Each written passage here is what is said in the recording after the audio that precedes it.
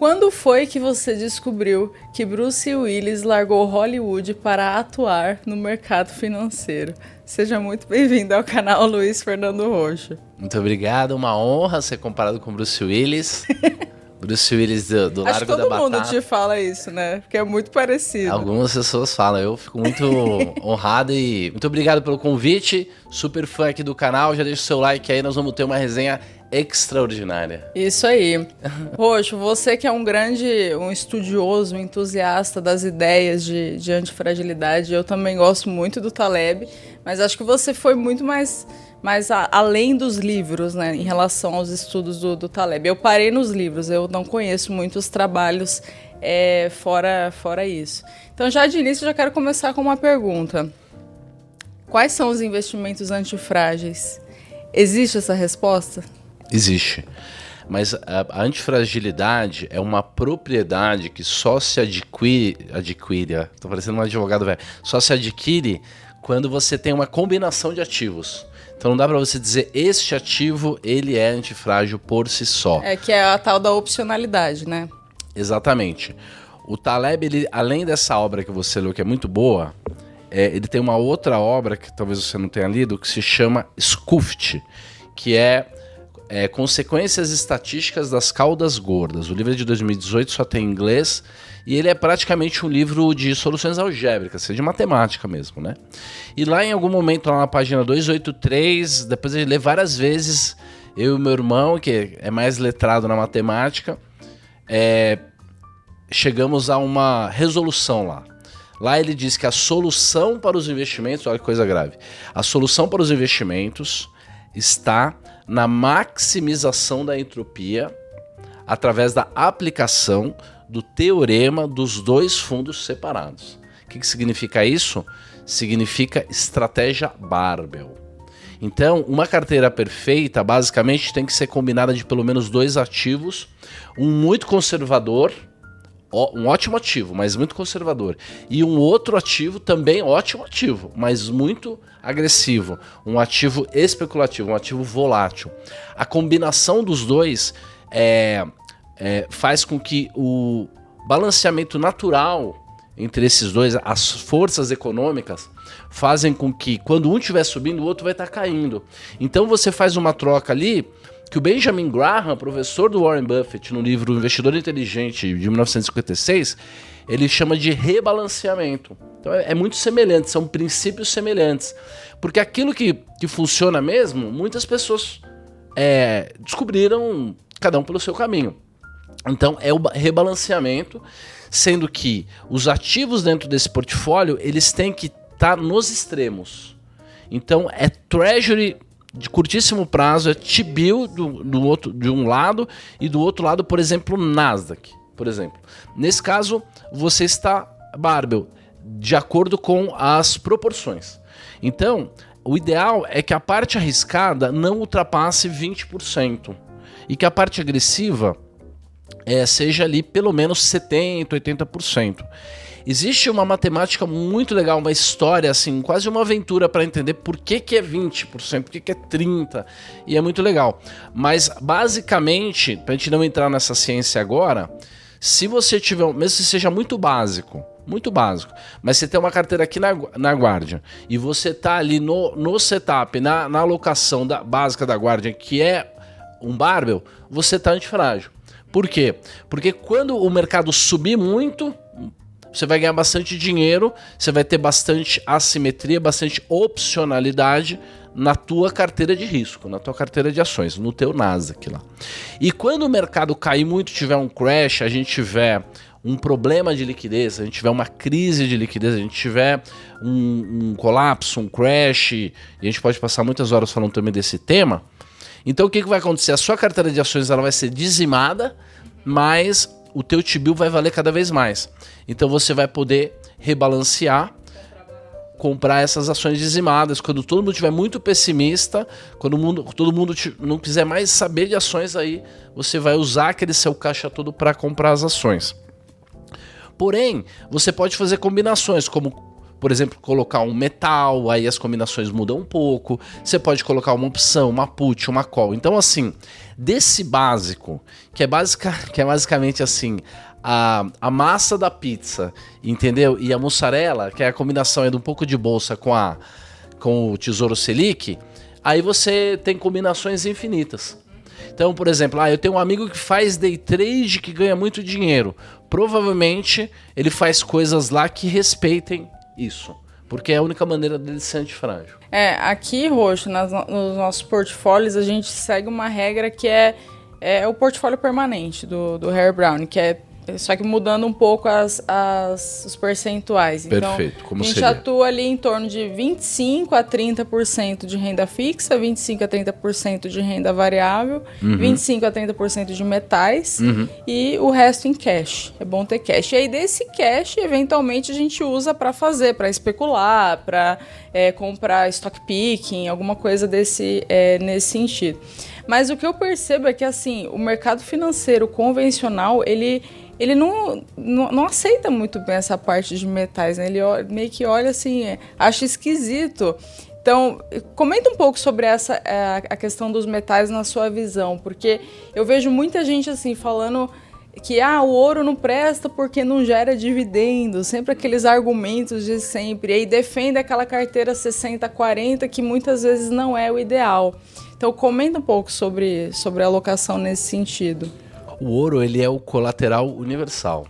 Em qualquer biboca do mundo, se você levar uma aliança de ouro, você vai conseguir algum dinheiro.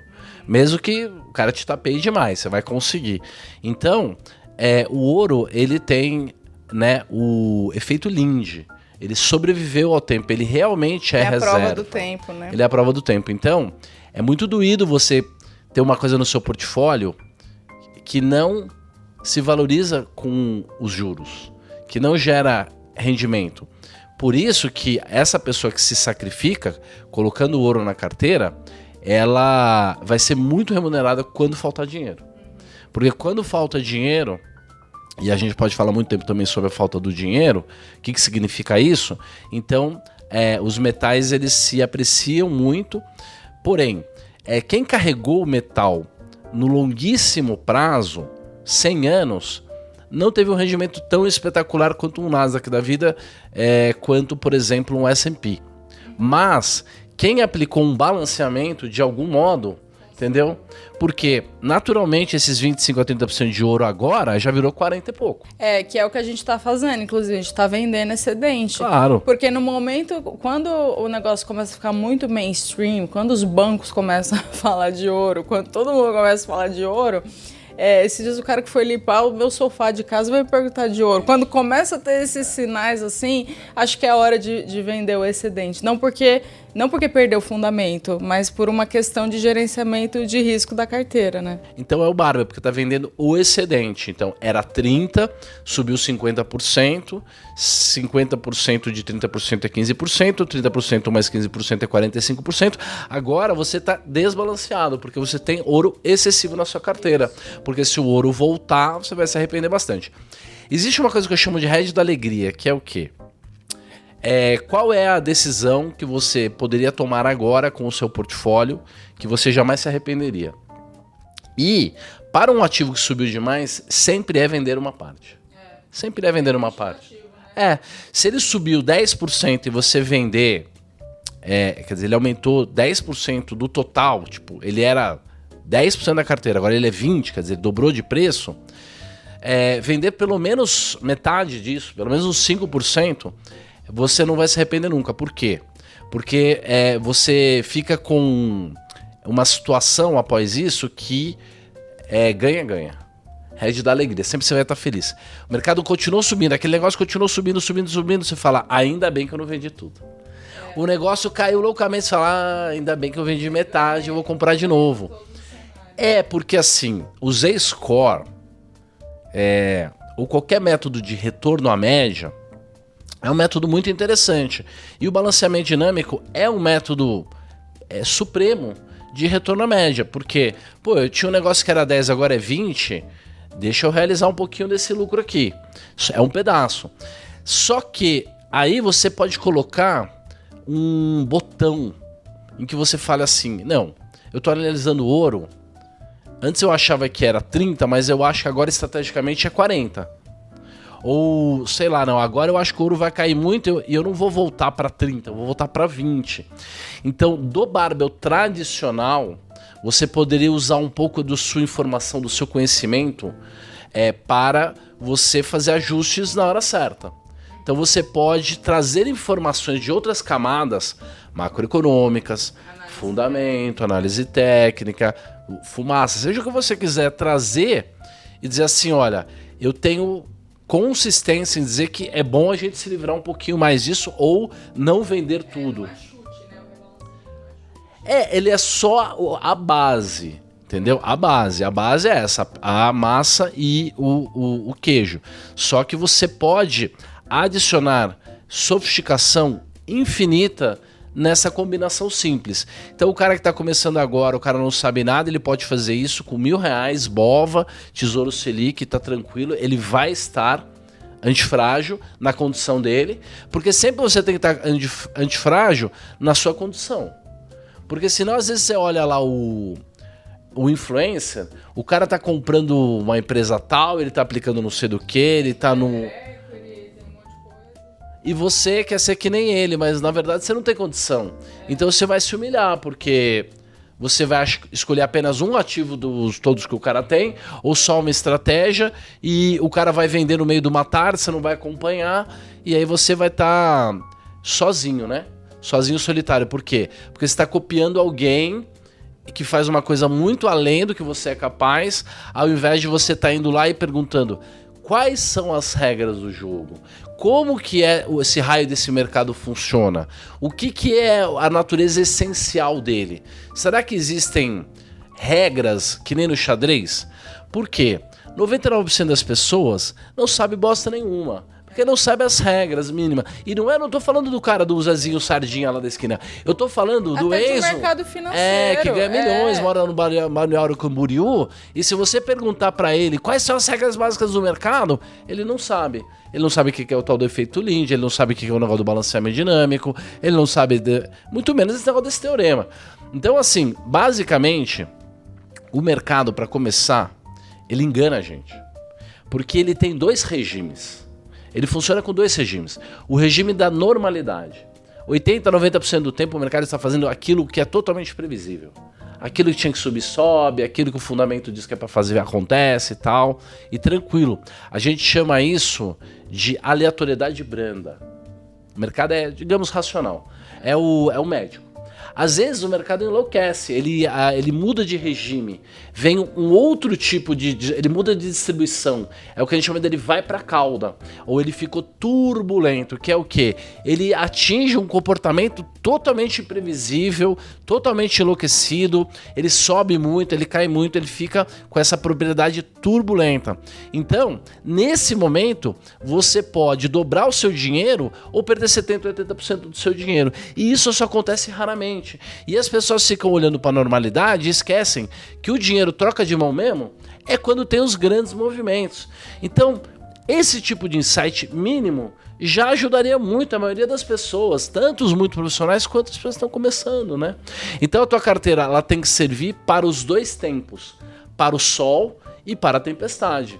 E é por isso que o ouro vai ajudar muito na tempestade, o T-bill, a sua carteira de ações. Se você tiver uma carteira de ações equilibrada, balanceada, prudente, então você vai até torcer para cair.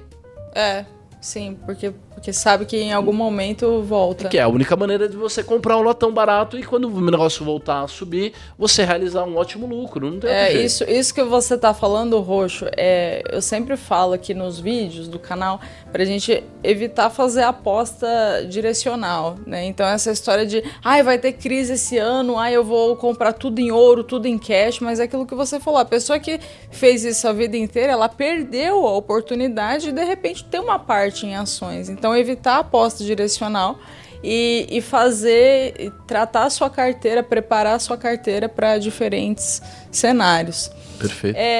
Agora, saindo um pouco dessa parte de investimentos, o Roxo, é até uma coisa que, lendo o Taleb, o Taleb ele serviu para mim como inspiração muito além de investimentos, até na parte da vida, né, de você se beneficiar com situações ruins.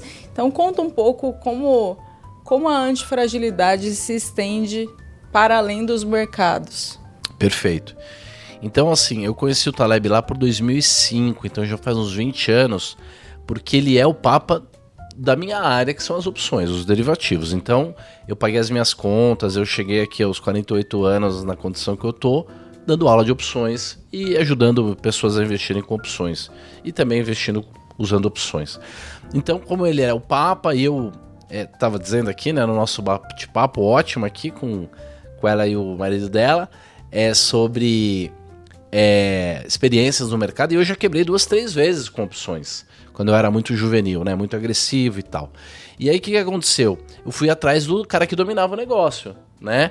Então fui lá num evento em Campos do Jordão, que a Bolsa fazia, e lá vi o tal do Taleb, vi outros caras, como o Bruno do Pire, e comecei a ir atrás do material desses caras, e descobri um livro de opções do Taleb chamado Dynamic Hedging, mas não consegui ler. Ficou lá, eu descobri e tal. Ele já não é um autor, independente de qualquer assunto, não é um autor muito fácil, né, de ler. Eu não acho, principalmente em inglês.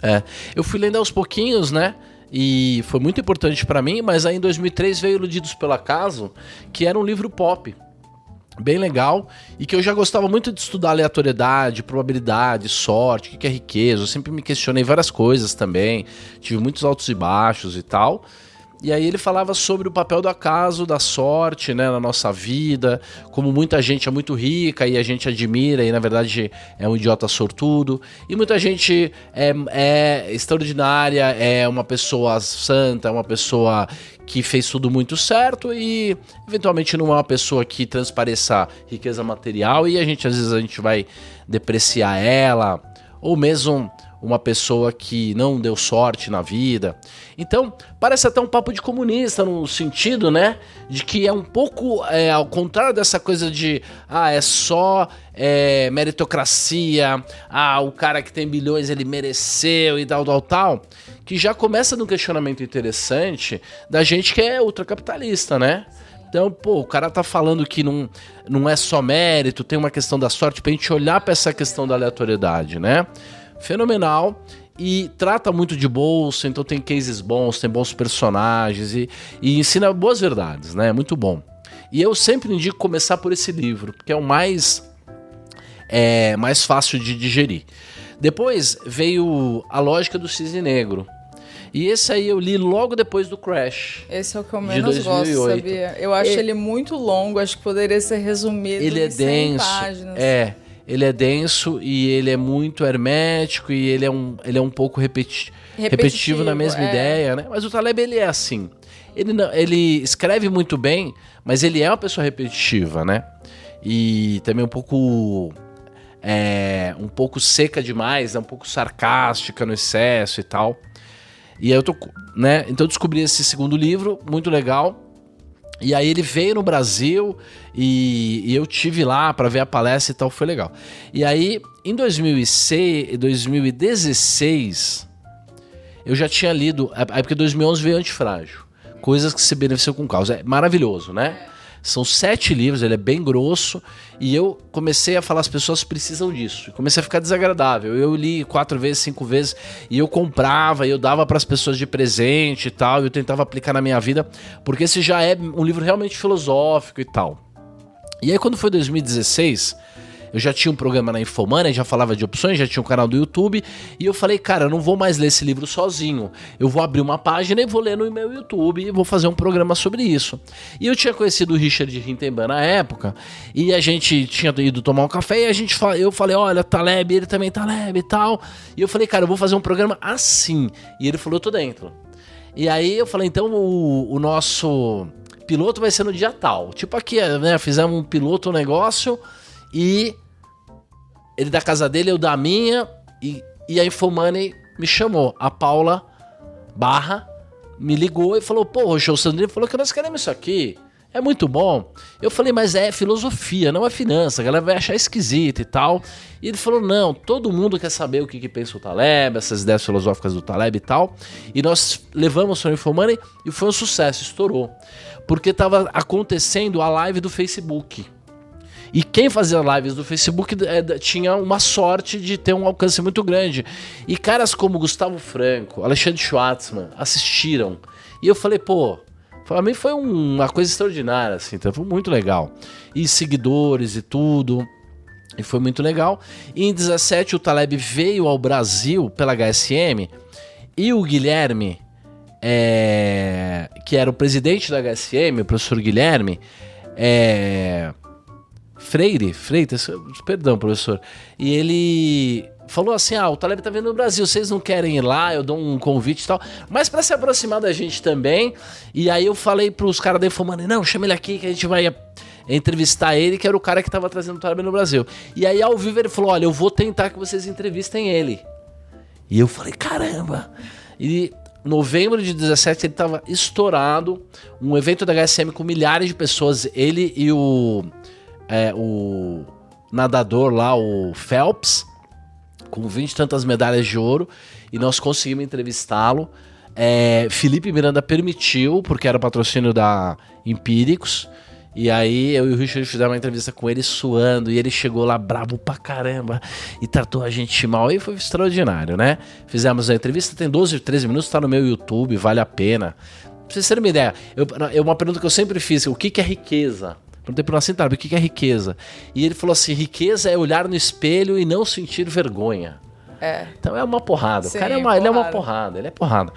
E aí foi muito legal. Não, ele fala isso, eu não lembro se é no Antifrágil, que ele fala que a felicidade é subtrativa. Subtrativa? Não sei se é esse via termo. Negativa, né? Via negativa. É o que livro assim, 6 do a Antifrágil. felicidade é você não ter reuniões, é você não ter problemas de saúde, é você não ter excesso de peso, é tudo na via negativa. E veja como, se você pergunta pro Warren Buffett o que é felicidade, ele mostra a agenda dele vazia. Como que é muito semelhante. No mesmo ponto, sim. Eu tava brincando, falando a verdade com a Ananda agora no papo, que eu chego no escritório depois da 1. Então é isso, de manhã faço uns stories no máximo, assim. Então voltando ao Taleb, foi extraordinário, grandes lições. Depois, 18, não tivemos mais nenhuma relação com ele. 2019, ele gostou muito porque a gente fez umas montagens, brasileiros sabem caprichar, né, e tal. E aí em 2019 ele veio ao Brasil para aquele evento da IFL, do Instituto da Liberdade, que ele era o palestrante principal, e foi porrada, assim. E arrumaram um quarto para ele lá no Intercontinental de 400 metros, uma suíte. E aí, quando tava o evento, alguém falou, o Roxo é amigo dele, o Roxo sabe dos temas do Taleb, manda o Roxo ir lá conversar com o Taleb lá na suíte e tal. E eu fui lá e já subi com ele no elevador, eu sou aquele cara que te entrevistou, foi bem interessante. E aí nós nos aproximamos, uma história interessante que conecta com o que ele fala no livro, quer dizer, então o seu ícone deve ser aquela pessoa que você imagina, senão é frustro. Né? Uhum. E aí nesse momento... Mas tem até um ditado, né? Que nunca conheça seus ídolos. Então, mas eu conheci... Por isso pessoas. Que eu usei o termo ícone, né? Porque ídolo nós só temos um, né? Eu só tenho um rei e um ícone, que é aquele mesmo. Então, quando eu estive lá e falei, vamos ver, né? Como é que ele se porta. E aí ele contou, me levaram nesse quarto aqui de 400 metros e eu dei uma volta aqui e tinha um balde com pêssegos, e eu peguei o balde, pus debaixo do braço, fui lá na portaria e falei, aquele quarto é grande demais, me arruma um pequeno. E ele arrumaram um quarto de 30 metros pra ele ficou no quartinho de 30 metros. Então esse é o Nassim Taleb, entendeu? Ele é um cara que todas as vezes que você convive com ele faz esse tipo de coisa. Então no dia seguinte nós fomos no café da manhã, e foi legal, pegamos o Uber junto, e foi ótimo, assim. Fiz várias perguntas, porque ninguém tem coragem de chegar pra ele e fazer essas perguntas e tal. Então eu acabei virando esse cara. E aí, no ano seguinte, consegui me inscrever no curso em Nova York, e fui em fevereiro, no carnaval de 2020, o carnaval da pandemia. Eu estava em Nova York com o Nassim Taleb, com o sócio dele, o Mark Spitznagel, e o fundo deles rendeu $20 bilhões. Eu estava lá do lado dele e ele me serviu o quibe no almoço, na Universidade Libanesa Nova-Iorquina lá, que é onde ele ministra o curso dele. Então, naquele momento, a gente sabia que ele tinha ganhado aí pelo menos 2, 3 bilhões de dólares, e ele tava lá se divertindo, entendeu? E foi demais. E eu consegui fazer mais 3 vezes o curso. Então hoje, quando ele vem ao Brasil, as pessoas me convidam e que eu... legal. Eu vi sua fotinha com ele. E dessa vez eu falei, Taleb... Não é Taleb. Porque sempre que eu falei Mr. Taleb, ele falava pra mim, I'm not Mr. Taleb. Eu falo, como é que eu vou chamar esse cara? E na verdade é isso, tem que chamar de Nassim. Entendi. Nassim é o primeiro nome. E assim, você que conheceu ele, Roxo, ele mudou bastante a postura dele em relação ao Bitcoin, né? Porque em 2018 ele escreveu o prefácio do padrão Bitcoin, até tem o livro aqui. O que você acha que aconteceu? Porque em 2020 ele divulga o paper, que até a gente pode falar sobre esse paper, mas o que você acha que aconteceu? Alguns falam que ele brigou com o Safe, teve uma questão pessoal, outros falam que ele só ficou maluco. Qual que é a sua percepção em relação a essa mudança? Eu tava lá. Eu sou uma testemunha, eu vi a mudança. Porque eu estava em 20 e eu assisti os 4 cursos seguintes em que ele mudou de ideia até 22, 23. Então, basicamente, tem um núcleo lá que respeita uma parte da teoria e eles dão uma divergida, né? Principalmente o principal parceiro dele lá, que é o com quem ele mais discute, que é um francês chamado Raphael Doualdi. Então, basicamente, o Taleb ficou muito frustrado com o comportamento do Bitcoin no crash de 2020. E aí ele decidiu se aprofundar nessas questões matemáticas que são muito nebulosas. São discussões matemáticas que você já chega na metafísica. Metafísica eu não diria, mas ele chama de metaprobabilidade. São questões muito, muito filosóficas. Eu tive a honra de discutir isso com o Renato 38 e muitas pessoas, Urich e tudo mais.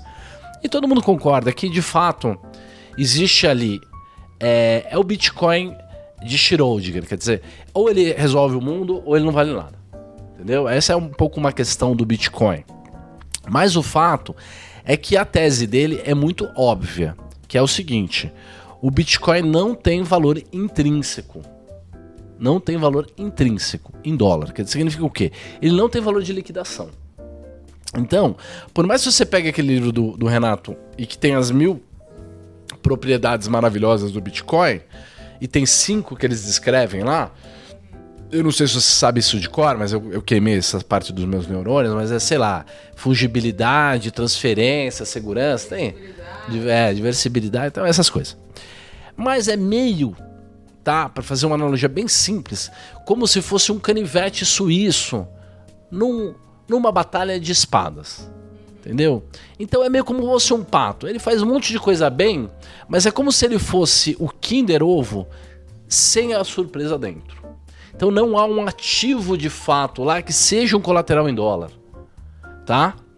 Ele não tem um colateral em dólar. Então isso significa o quê?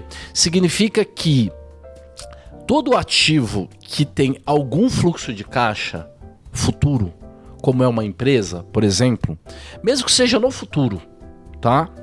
Se o juro for 0, ela vale infinito. Fato. Essa é a função lá, é assim, é a forma. Beleza. Então, um ativo que tem uma promessa tão maravilhosa dessa no futuro, quando a taxa de juros é barata, quando tem liquidez, vale a pena até a gente colocar nos nossos portfólios, porque tem muita opcionalidade.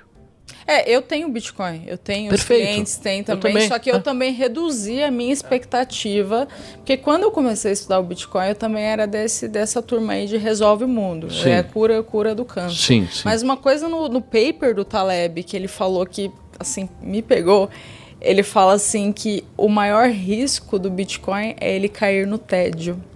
E isso... Sai da moda. Porque assim, como que você vai confiar plenamente numa promessa, sendo que a ação humana é subjetiva e a gente não tem como prever a demanda futura, porque o futuro a Deus pertence. Então, acho que foi isso que me pegou, assim. Então, qual que é meu posicionamento hoje? Eu acho que é um ativo que tem potencial de se tornar isso, mas eu não tenho mais a certeza em relação ao futuro como eu tinha antes. Quem trata ele como um ativo altamente especulativo e usa essas propriedades a seu favor, consegue ter ótimos resultados. E de fato, eles são tão fanáticos que é o quê? Que é a minoria, o poder das minorias. Entendeu? As minorias intolerantes, elas têm um poder muito grande na sociedade. Então, assim, nós não sabemos a resposta. O Taleb acha que vai valer 0 porque já vale 0 hoje. E o Rafael Duhaldi tira uma outra solução matemática lá que é tríplice quadrante. Eu até esqueci o nome lá do que eles acham. Mas basicamente a discussão é a seguinte. Existem séries numéricas que possuem propriedade. Toda série numérica possui uma propriedade. O que é uma série numérica? É um conjunto de eventos. O que é um evento? É um acontecimento no tempo. Se você junta um conjunto de acontecimentos, você tem uma série. Você pode analisar aquilo para tentar descobrir alguma verdade sobre aquilo.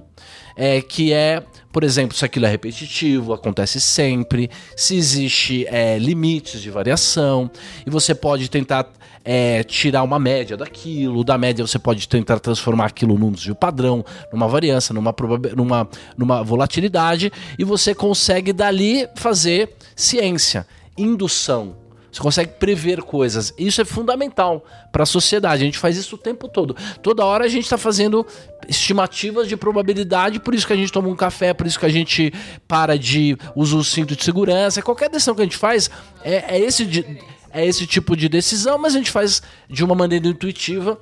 E quando você tenta fazer ciência, principalmente ciência econômica, você tenta fazer isso de uma maneira mais organizada. Então, na hora que você tem uma série histórica de um preço, você vai aplicar nessa série histórica desse preço ferramentas estatísticas para tentar descobrir as propriedades.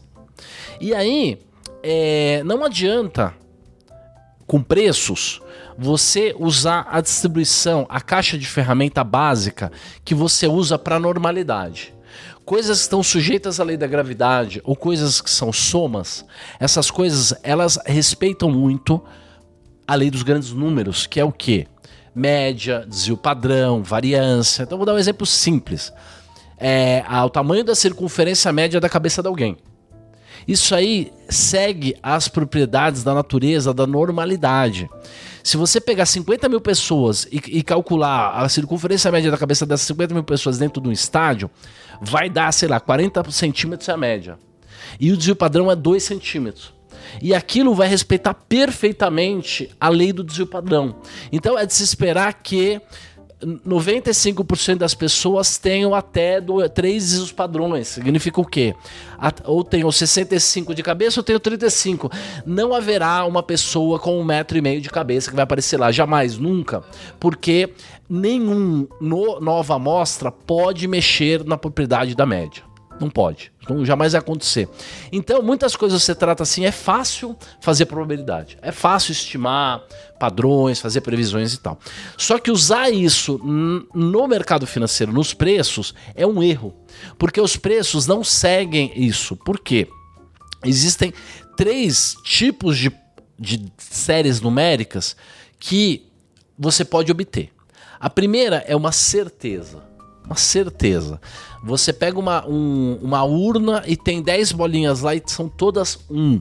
Então você sabe a amostra, a média, tudo 1. Então você fala, vai dar 1. O sol vai nascer amanhã. Olha que coisa sólida. Você é dedutivo, você não precisa induzir, você não precisa ir no laboratório. A gente já foi no laboratório há muitos anos, a gente sabe daquilo, é uma propriedade. Legal. Segunda tipo de amostra que eu posso ter, que é a amostra que a gente chama de risco, de probabilidade. Você sabe algumas características. Por exemplo, eu sei que tem 10 bolinhas lá e vai de 1 a 10. Então eu sei que, dados, por exemplo, na hora que eu vou tirar uma bolinha, eu sei calcular probabilidade, estimativa, risco, de padrão e tal, e eu consigo fazer indução. Eu consigo, se eu tiver 10 mil chances, eu consigo criar um modelo que eu vou ganhar sempre e eu sou o cassino. Esse tipo de regra funciona no cassino, por isso que o cassino, na média, ganha muito dinheiro. A bolsa, o mercado, os preços, o mundo normal, ele tem uma propriedade que é incerteza. O que é a incerteza? A incerteza é, eu não sei quantas bolinhas tem na urna.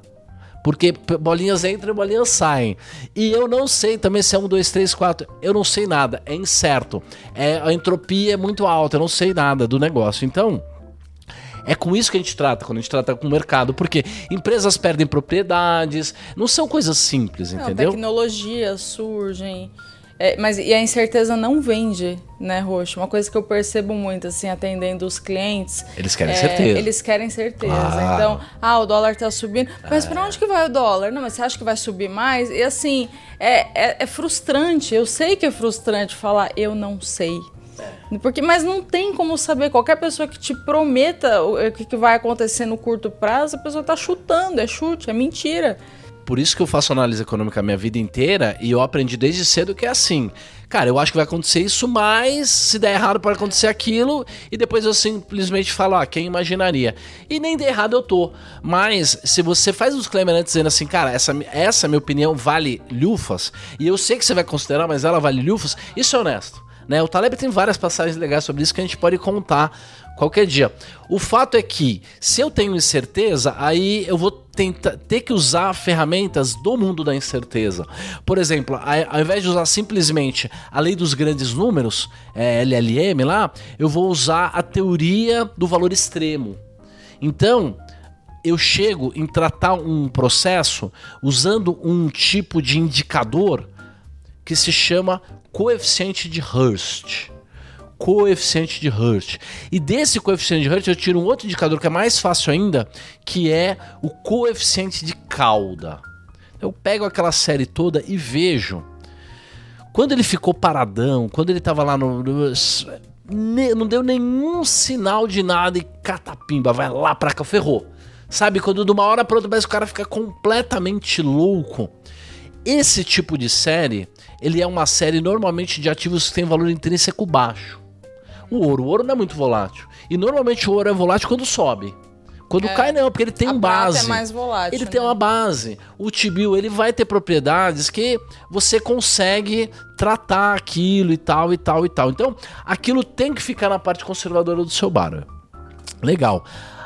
Ativos que têm um coeficiente de cauda muito baixo, que a gente chama, muito baixo, tem uma tabela do Taleb, depois a gente coloca essa tabela aqui, quando o alfa, que é o coeficiente de cauda, é abaixo de 3, ele fala, forget about it, esquece, não tem propriedade, esquece.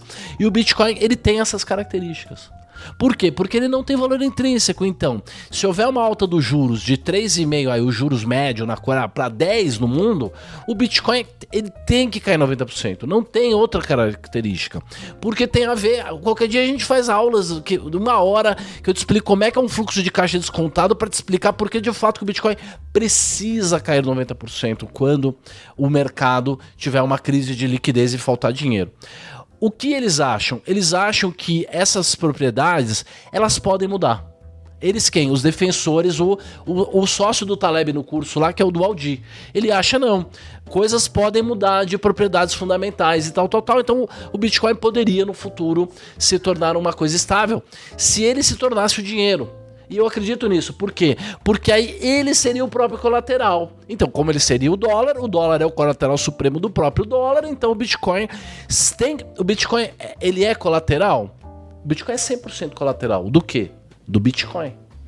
Olha esse nível de conversa. Então os dois estão certos. E o futuro é incerto. Porque a verdade, ela é enjoada. Se você não fizer um trabalho muito bem feito ali, você pode estar achando que o gato é lebre lá, ou qualquer outra simbólica que a gente puder trazer aqui. Então, o fato é que, até hoje, ele se provou uma pessoa que tudo que ele escreve, ele realmente faz, ele é e tal, mas ele é um ancião de 1000 anos, entendeu? Então, é difícil tratar ele na modernidade, mas olha a sorte que o Deus me deu, né? Eu tenho o WhatsApp dele e é muito legal, assim.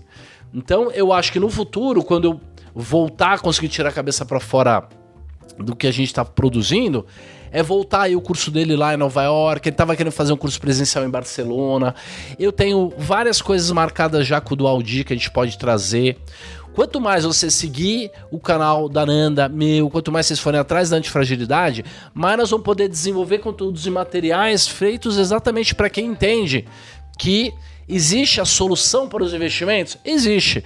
É a aplicação, é a maximização da entropia através da aplicação do teorema e tal. Então existe. E eu venho, então, nos últimos anos tentando criar uma teoria fechada do investimento, em que eu pegue isso que o Taleb... Porque o Taleb ali, ele no Scuft, nesse livro, ele é um livro sobre estatística. O Taleb, ele acredita, eu também acredito, que é um livro que vai ser tipo princípios da geometria lá de Euclides, entendeu? Ele acha que ele é um Euclides da modernidade. O Taleb acha. Ele acha que o Incerto, que é a obra dele, que o Scuft é o comentário técnico, é uma única obra que vai ser estudada daqui 500 anos ou 1000 anos. Eu, como sendo uma pessoa que me dediquei muito a ele, também aposto nisso. Eu acho que ele tem esse tamanho para o pensamento histórico, né? Então, na segunda ou terceira página do Scuft, ele mostra quais são os temas ou as dimensões, as dimensões é um bom termo, do qual os livros dele, os temas dele, aquele livro tratam. E você tem vários temas. Então ele fala da sociedade, ele fala da economia, ele fala de política, ele fala sobre exercício físico, ele fala teoria dos contratos, sociologia. Então é multidimensional. Ele trata sobre qualquer tema. Pô, não é muita presunção?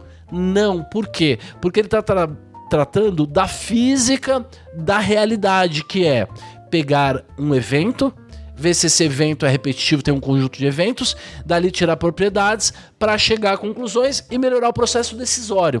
Então o Taleb quer que as pessoas aprendam a reconhecer a fragilidade, as propriedades do que ela está vendo no mundo real para tomar as melhores decisões. E lá ele trata rapidamente sobre investimento, porque está resolvendo o problema do mundo. E aí nós pegamos aquilo lá e transformamos numa espécie de um método. Aí já que eu tô falando de Taleb, eu sou mais humilde, falo espécie, né? Se eu estivesse vendendo meu curso, eu ia falar, eu solucionei o mundo e tal. Mas é isso. São 5 passos da carteira 360, que respeita essas propriedades e essas características. Então, o primeiro é a diversificação Barbell. Então, diversificação é muito importante, é um tema longínquo. Mas as pessoas não sabem direito o que significa diversificação, porque às vezes eu vejo gente assim, eu tô diversificado, eu comprei ações da Vale, eu comprei ações do Itaú, só que a pessoa tem 100% em ações. Itaú, Bradesco, Banco do Brasil. E acha que está diversificado, mas tem 100% de uma única classe. Eu acho que a diversificação mais básica é nas classes. Você tem que pensar renda fixa, renda variável, metais, cash. Você concorda com isso? Perfeitamente. Por isso que o primeiro passo se chama diversificação Barbell. Ele começa da pizza, dos sabores. O que sobe quando o juro cai? O que sobe quando o juro sobe? São duas coisas que têm uma energia, uma matéria oposta à outra. Isso é o balanceamento dinâmico perfeito. Então, se você divide em ultraconservador e arriscado, é isso que você está fazendo.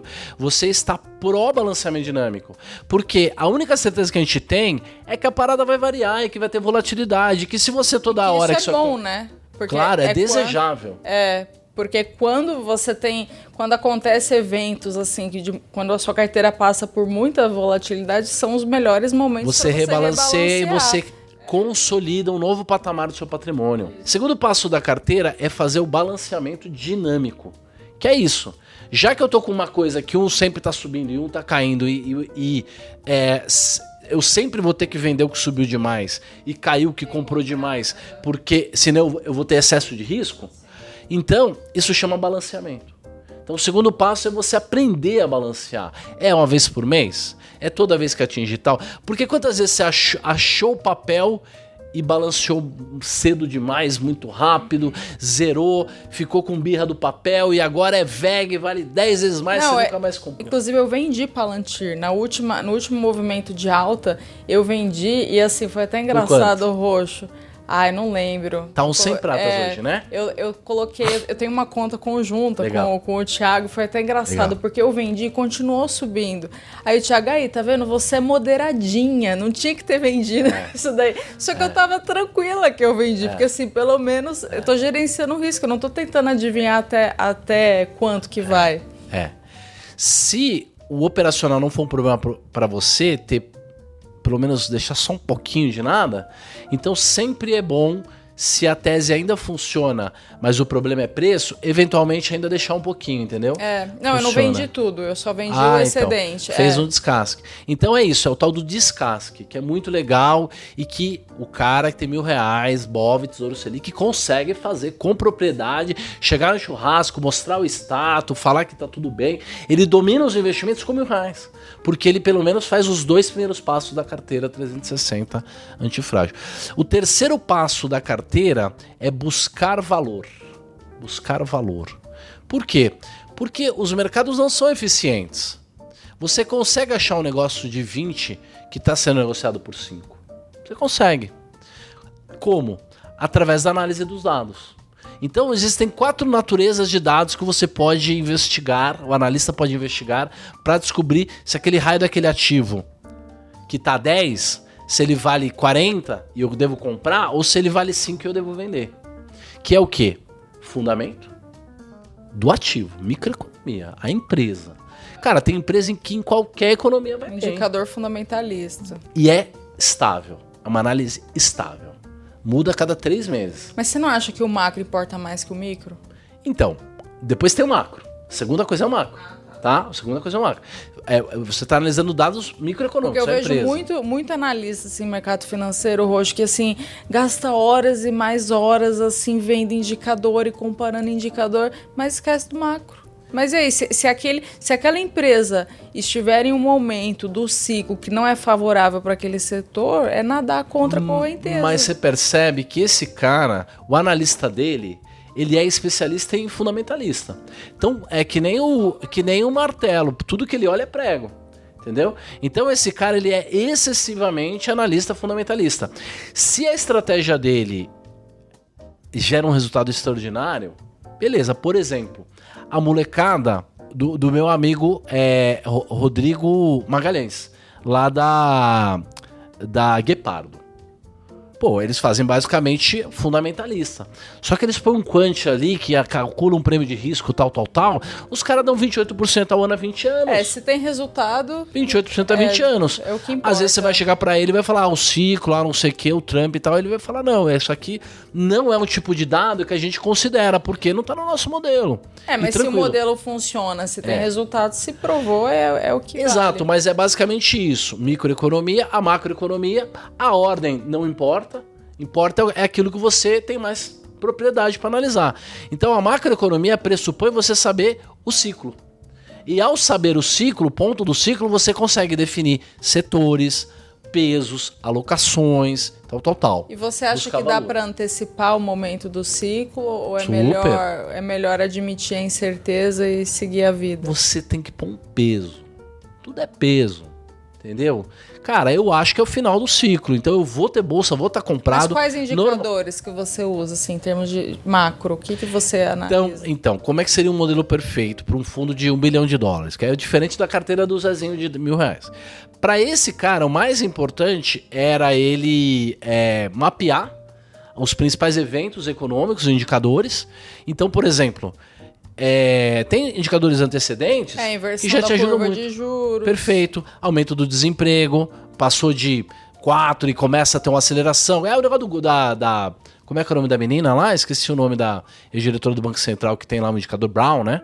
Indicador de Brown e tal. Então, tudo isso é isso. Tá tentando fazer ciência lá de alguma maneira, pegar séries históricas e tal.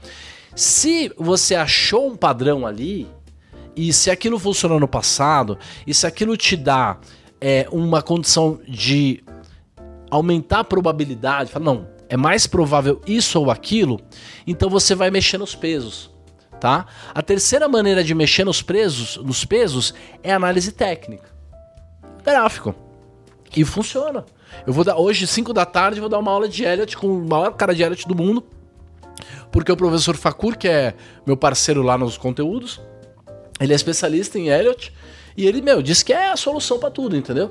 E é muito legal mesmo. Então, assim, o terceiro passo é buscar valor. Então, o cara que está analisando um balanço, ele está tentando mexer os pesos pro lado das empresas. Até agora, dos passos que você falou, esse é o mais difícil, né? Análise técnica. Não, o buscar valor. Porque valor é subjetivo. Como que você... Mais ou menos. Eu me perguntei sobre isso. Uma pergunta que eu fiz, que eu tô querendo mexer nessas leis básicas do mercado que eu desenvolvi, e uma delas Como podia ser valor é relativo ou não. Não, eu acho que você tem que ir dando pesos. Entendeu? Se são duas empresas que têm a mesma característica e uma tem uma margem de lucro melhor, ela vai ser nota 6 e a outra vai ser 5. Entendeu? A outra tem a mesma característica que essa nota 6, mas ela está mais favorável para um ciclo, ela é nota 7. Se você tem um analista fundamentalista lá, que foi lá e olhou na cara do CEO e faz isso a vida inteira e falou, esse cara não é picareta, eu garanto para você, ele vai dar uma nota subjetiva lá e aquilo vai ter um peso, beleza, são fatores, é assim que a gente faz uma carteira. Então são 4 fatores que a gente deve pesar para aumentar ou diminuir a mão do nosso barbell.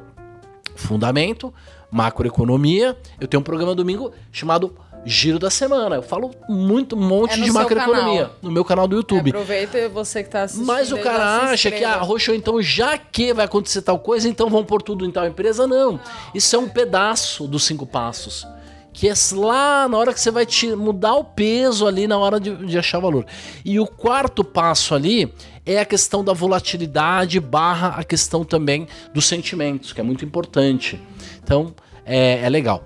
O 4º passo da carteira 360 é adicionar opcionalidade. Adicionar opcionalidade. O que é isso? Opcionalidade, basicamente, é quando você tem uma relação de risco que, se der certo, você ganha muito. E se der errado, você perde pouco. Então é assimétrico positivo. Isso chama opcionalidade. Por quê? Porque se você conseguir desempatar o jogo ali no valor, na probabilidade, e quando der certo, você tiver ganhos enormes e der errado, você perder pouco, mesmo com 50-50, a tua carteira no longo prazo, ela vai ter ganhos exponenciais, ela vai maximizar de alguma maneira o retorno geométrico lá, o CAGR. Ela vai maximizar o retorno à entropia. Então, é muito importante também que você adicione opcionalidade. O cara de R$1.000, basicamente, vai ser, aumentar um pouquinho a parte da bolsa. Quando o ouro ficar 10 anos parado, ele pode, colocar num fundo de ouro. Ele pode fazer várias coisas. O cara que vai se sofisticando, que quer ter técnicas mais sofisticadas, o trader dele já operou opções, ele já estudou opções, ele já estudou contrato futuro e tal, aí ele pode começar a colocar, quem sabe, um derivativo, uma opção, vai comprar um pozinho de um seguro de carteira para se o mercado cair muito, aquilo ali proteger a carteira dele, cortar o risco de cauda. Então é uma ciência sem fim ali na opcionalidade. Eu dou aula de opções, né? Há 28 anos de vida. Eu já expliquei o que é uma opção mais de 15 mil vezes. Uma opção é um contrato de direitos e obrigações negociadas em bolsa de valores. Boa. Roxo, isso daí que você está falando de não perder é um conceito que as pessoas também, o afegão médio, vamos colocar assim, não entende muito. Mas isso daí é muito importante, porque vou dar um exemplo aqui no escritório. Carteiras nossas, o cliente começou em dezembro do ano passado. A gente colocou 30% em metais. Aí agora, nesse ano, ações tá horrível. A carteira do cara tá tipo 1,5% positivo. Aí às vezes o cara vai olhar e falar assim, 1,5% é pouco, eu esperava mais. Só que tem situações, tem momentos do mercado que só de você não perder ou perder pouco, já é ganhar muito. Sem dúvida. Então, assim, o Ken Fisher, né, um grande nome do mercado, um investidor muito importante americano do século passado, ele dizia que o mercado é o grande humilhador.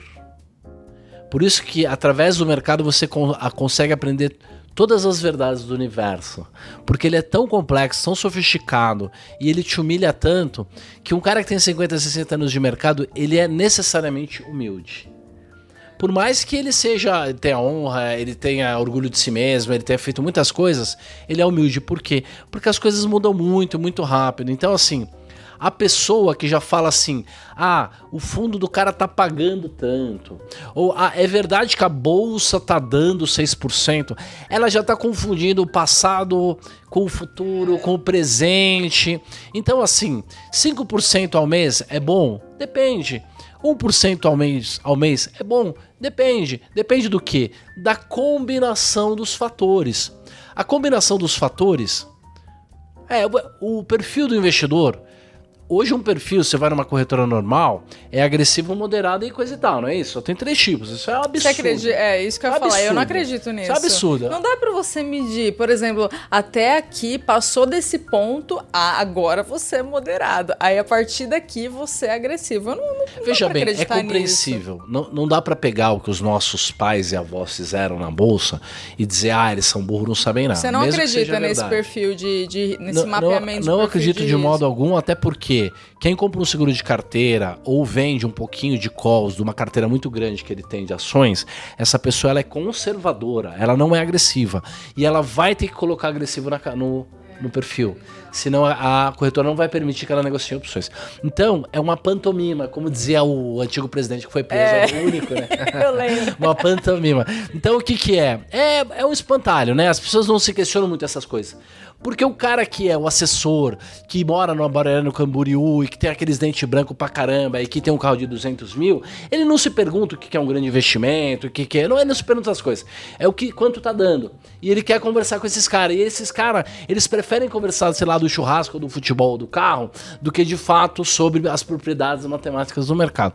O fato é o seguinte: tudo depende de uma combinação de, primeiro de tudo, expectativa matemática. Quanto que eu tô correndo de risco versus qual é a minha expectativa de ganho. E aí eu tenho 2 fatores de risco. O primeiro fator de risco é volatilidade. E o segundo fator de risco é perda máxima. E esses caras são caras diferentes, não são os mesmos caras. Uma carteira pode ter muita volatilidade e pouco drawdown. E não é tão ruim. Uma carteira pode ter pouca volatilidade e de uma hora para outra ir para zero. Uma carteira 100% renda fixa pode ter muito risco. Pode ter volatilidade baixíssima e simplesmente ser binária. Amanhã não vale mais nada, zero. Toma zero. Um calote ali das empresas. Só que na normalidade ela foi pagando ali e deixou o cara, afegão médio, confortável. É o problema do Peru lá também, né? Que o Taleb fala. Sim. É o problema da afirmação, né? Da confirmação, né? Falácia da confirmação. Então, o que acontece? O primeiro fator, então, é a volatilidade. Então, uma carteira ela pode dar 5 hoje e menos 2 amanhã. E ela pode ser uma carteira extraordinária no longo prazo. E uma carteira pode dar 1 e simplesmente menos 99. Então, esquece isso. Depois, se o cara gere a própria carteira, então ele tem que considerar também o quanto tempo ele tem para gerir aquela carteira. Então você falou dos 4 passos, Roxo. Qual que é o último, então? Perfeito. O último passo, ele é repetir e melhorar.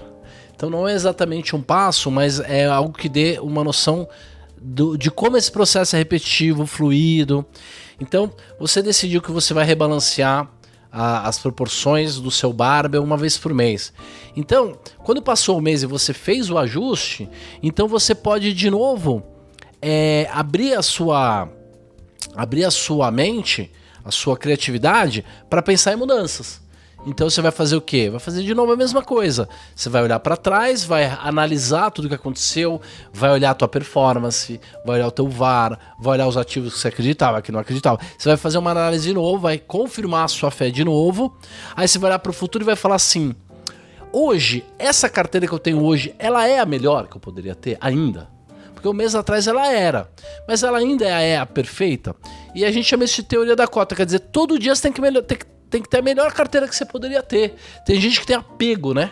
Ah, não, esse papel não pode, que eu paguei 10, ele tá 8, eu não vou vender. Então, é uma coisa de honra, de orgulho, que não pode haver, porque o mercado é o grande humilhador. A gente tem que ser muito humilde frente ao mercado.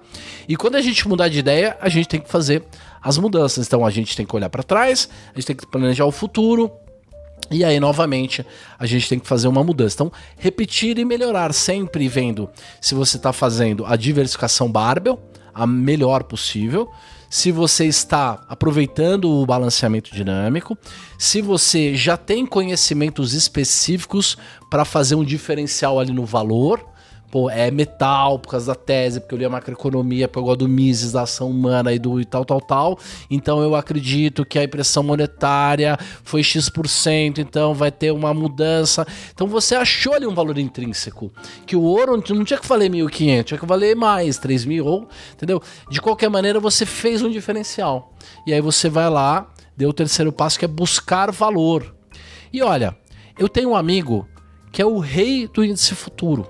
Ele já chegou a operar 30% do índice futuro do Brasil todos os dias. Chegava a 200 quilos de nota de corretagem por mês, 200 quilos. Ninguém sabe quem ele é.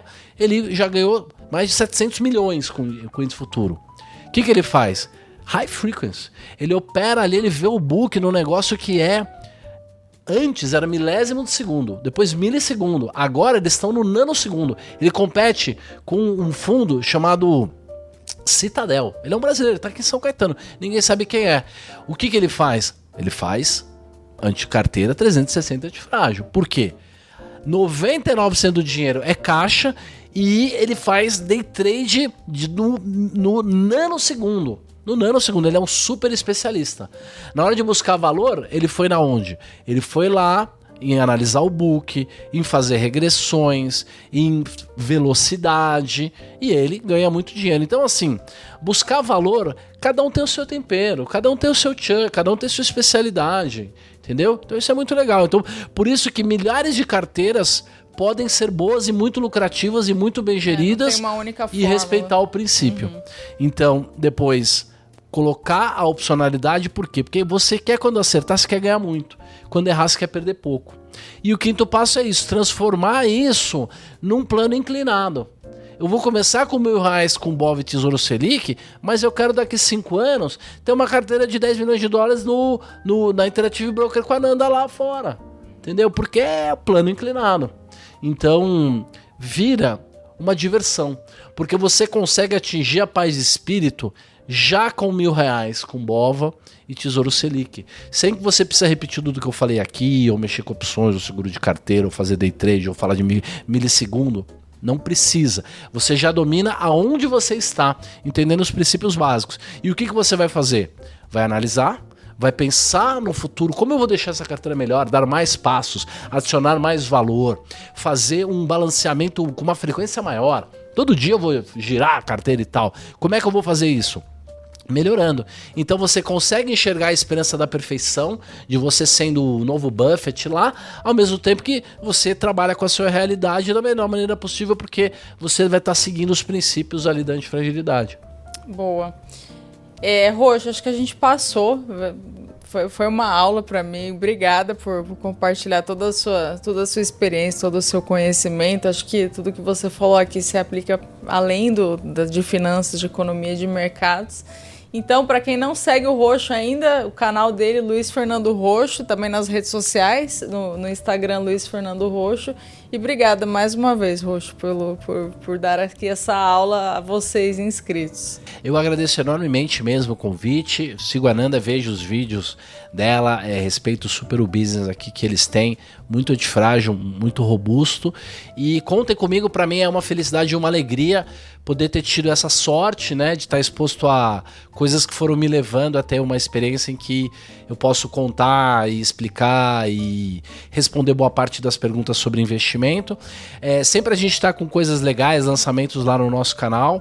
A gente tem um treinamento chamado Carteira 360, ela de fato, né, explica todos esses passos detalhado, com aula de macroeconomia, com o professor Faca, explicando que o mundo está na beira do precipício, análise técnica e tudo que a gente falou aqui bem detalhado. Então, talvez, quem sabe, a gente coloca um link aqui, você possa clicar e ver como é que é o nosso conteúdo. Agradeço de coração. É só a primeira parte, porque quem enxerga a mesma coisa, tem os mesmos princípios, os mesmos valores, acredita na mesma coisa, precisa fazer parcerias, crescer junto. O Brasil é a terra de Santa Cruz. O Brasil tem uma grande missão. A gente tem uma missão de restaurar a sociedade toda, começando com o brasileiro, o malandro do brasileiro. Então, você siga a gente, aprenda o conteúdo, entenda mais sobre investimento com a gente, que você vai descobrir a verdade.